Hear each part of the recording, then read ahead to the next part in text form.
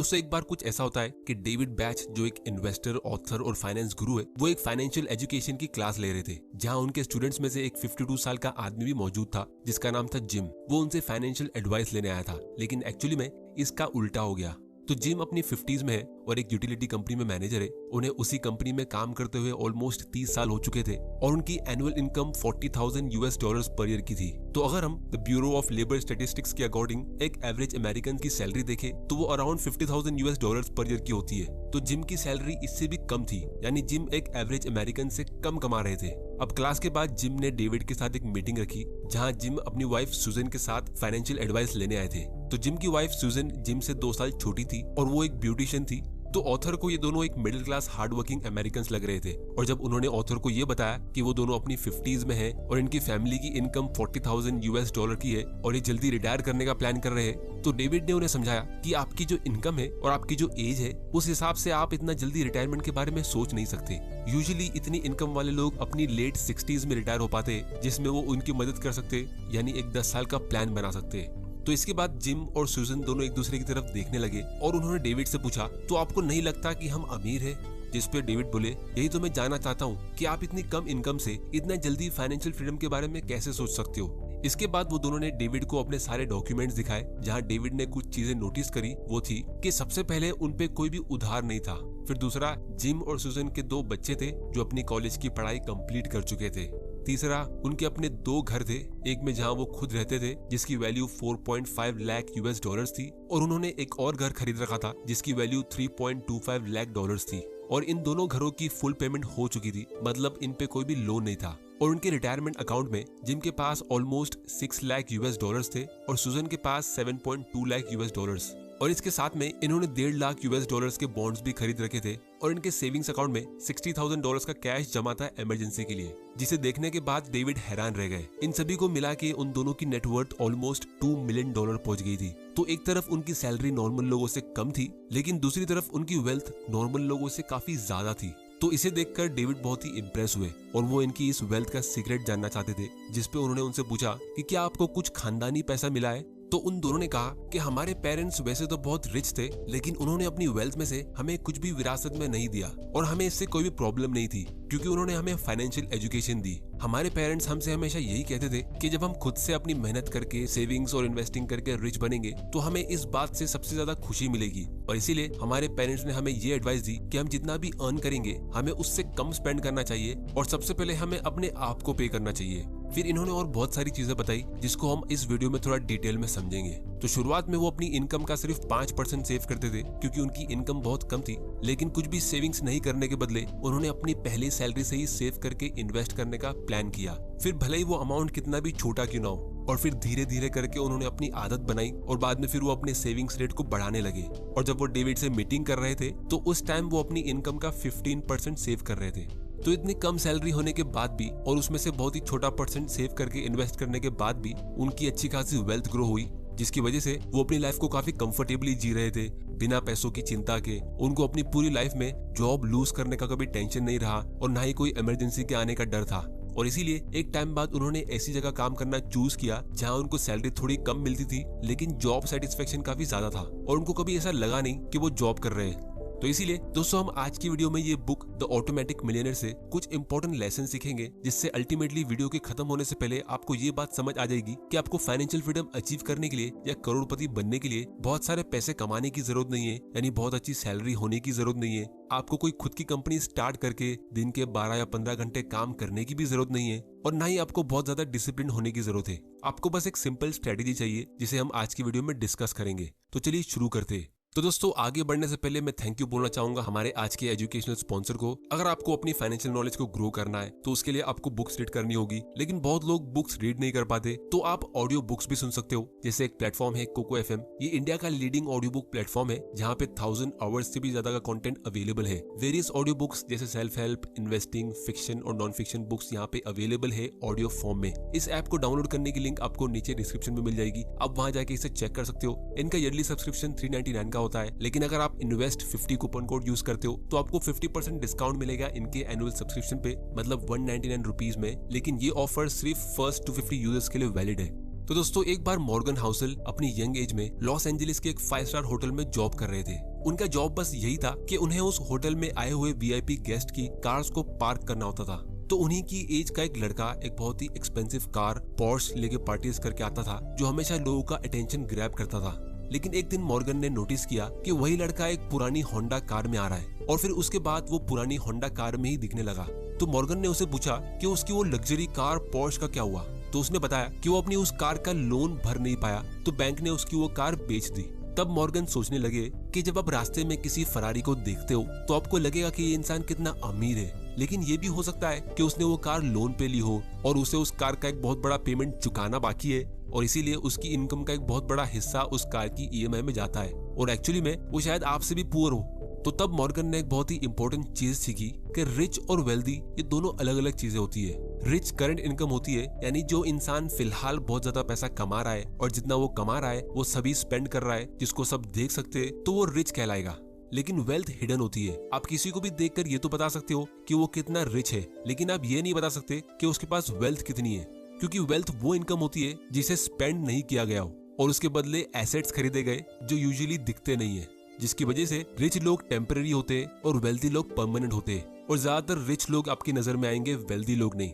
जैसे एक बार कुछ ऐसा हुआ कि डेविड बैच जो इस बुक के ऑथर है, जब वो 7 साल के थे तो उनके डैड उन्हें मैकडॉनल्ड्स लेके गए और वहां जाके उन्होंने डेविड से पूछा कि यहाँ पे आपको कितने टाइप के लोग दिख रहे हैं। तो डेविड ने कहा 2 टाइप के, एक जो यहाँ पे खा रहे हैं और दूसरे जो यहाँ पे काम कर रहे हैं। लेकिन डेविड के डैड ने कहा कि दुनिया में 3 तरह के लोग होते हैं, पहले जो मैकडॉनल्ड्स में खाते, दूसरे जो मैकडॉनल्ड्स में काम करते और तीसरे जो मैकडॉनल्ड्स में इन्वेस्ट करते।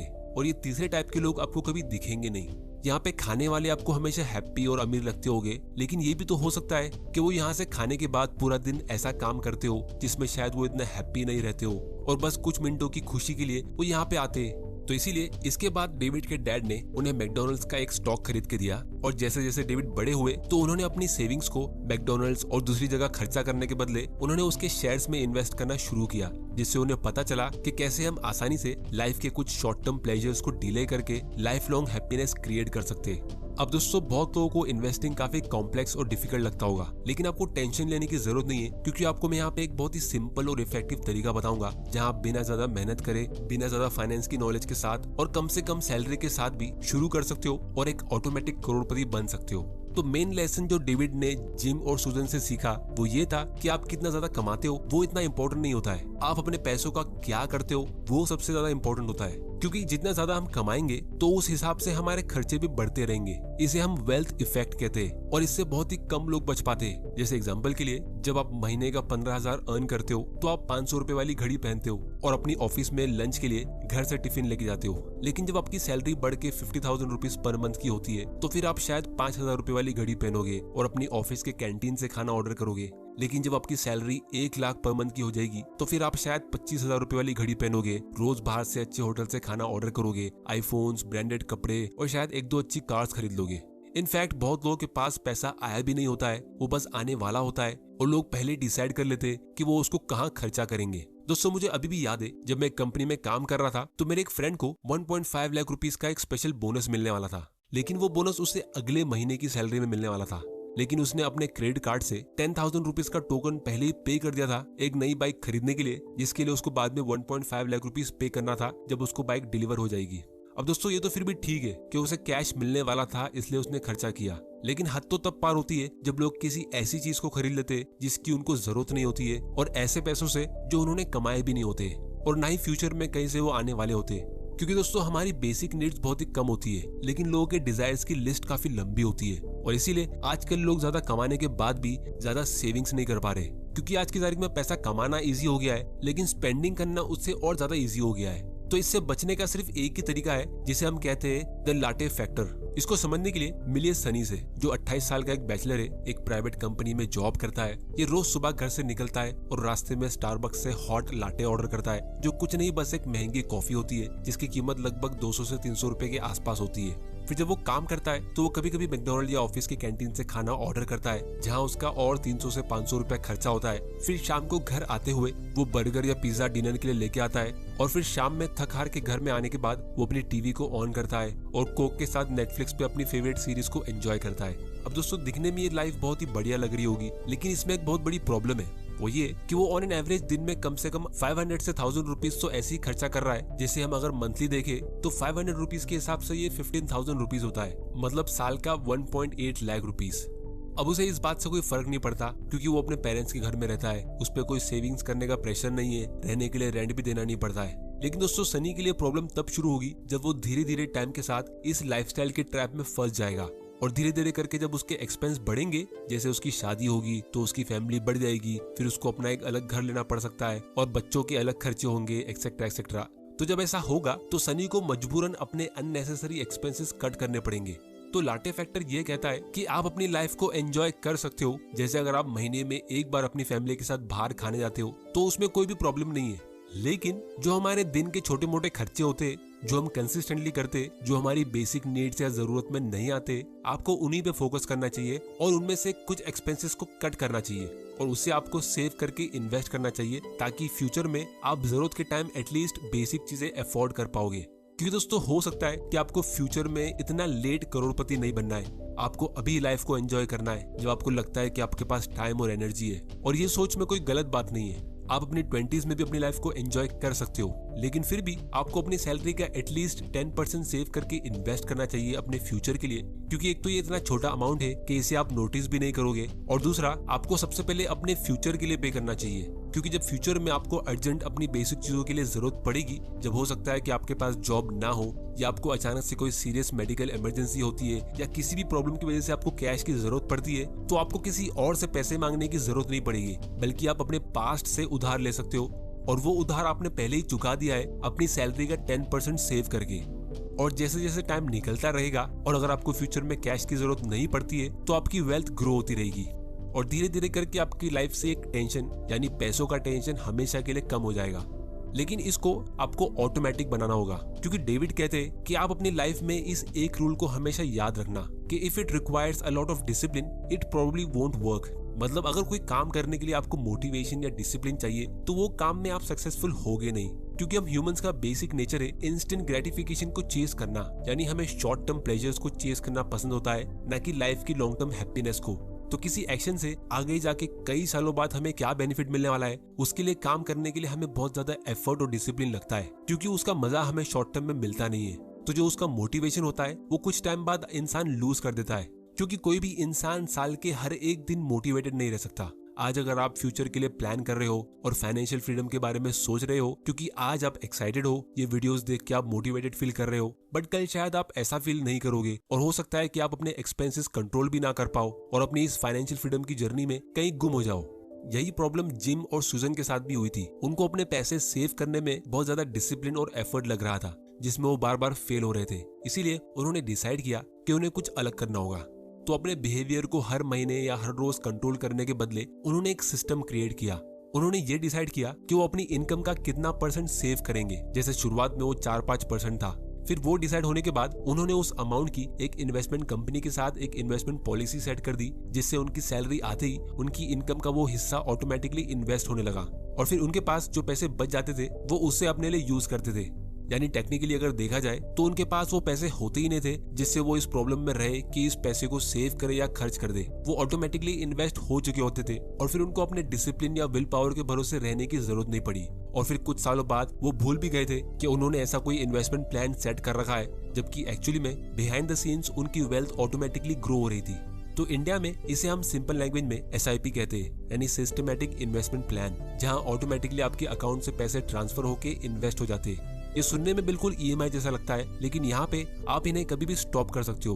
तो यहाँ पे फाइनेंशियल फ्रीडम अचीव करने के लिए आपको अपनी हर एक डिजायर को खत्म करने की जरूरत नहीं है। आपको बस अपने पिछले महीने का या पिछले 1 साल का एक्सपेंसेस का रिकॉर्ड चेक करना है और ये देखना है कि कितने रुपए आपने लग्जरी में या अननेसेसरी जगह स्पेंड किए। और फिर बस आपको उन एक्स्ट्रा एक्सपेंसेस जो आपकी बेसिक नीड्स नहीं होते उनमें से किसी को कट करना है और अपने फ्यूचर के लिए इन्वेस्ट करना है। जैसे मान लो आपने last year 10 lakh rupees earn किया और किसी वजह से आप उसमें से कुछ भी सेव नहीं कर पाए, लेकिन आपने उसमें से 1 लाख रुपया लग्जरी और अननेसेसरी जगह पे स्पेंड किया, तो अब आप ये कर सकते हो कि आप 3000 रुपीज की मंथली SIP सेट कर सकते हो जिस दिन आपको सैलरी मिलती है उस दिन के लिए, ताकि आपकी सैलरी आते ही वो फंड इन्वेस्ट हो जाएगा और फिर बाकी अमाउंट को आप अपने यूज में ले सकते हो।